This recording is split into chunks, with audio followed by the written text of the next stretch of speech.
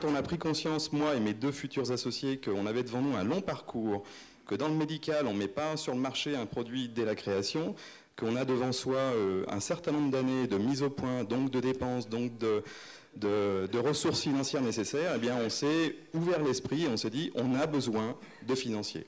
C'est vrai qu'on est toujours un petit peu à l'affût quand même des ruptures technologiques.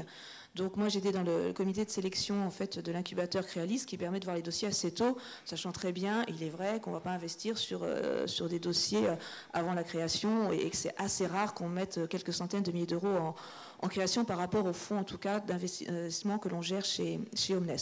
Je pense qu'il y a eu deux composantes. Une, c'était vraiment l'adhésion au projet. Nous voulions ouvrir notre capital à un financier, un investisseur qui soit impliqué dans le projet, qui soit actif et qui le comprenne dans toutes ses dimensions.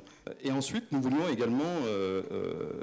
quand même conserver une certaine maîtrise de notre capital et également, je dirais, de notre valeur, une certaine représentativité dans notre capital et ne pas la perdre dès la création. Et ça, c'était important pour nous. En clair, ça s'appelle la majorité, ça. Oui, si vous voulez.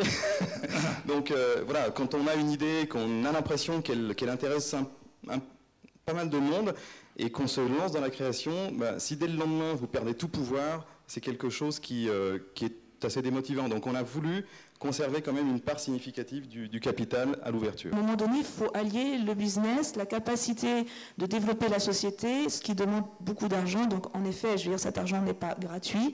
Cet argent doit créer de la valeur, cet argent doit revenir ensuite aux personnes physiques ou institutionnelles qui nous ont prêté cet argent. Donc il y a tout un système économique derrière. C'est juste avant le closing en général qu'on négocie ce genre de clauses. Les derniers ajustements, c'est un petit peu la bagarre. On se fâche et puis après on se retrouve le lendemain du closing et on sait qu'on est parti pour quelques années. Mon premier conseil, ce serait d'essayer de comprendre qui est en face de vous et quel est le langage et quelle est la dimension de la compréhension et de la motivation de l'investisseur qui vient vous voir. Il faut vraiment que cette motivation soit multifacette.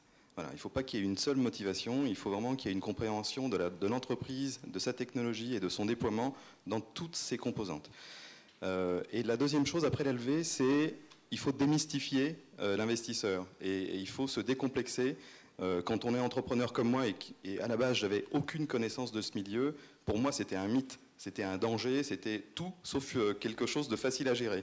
Il faut démystifier et savoir écouter.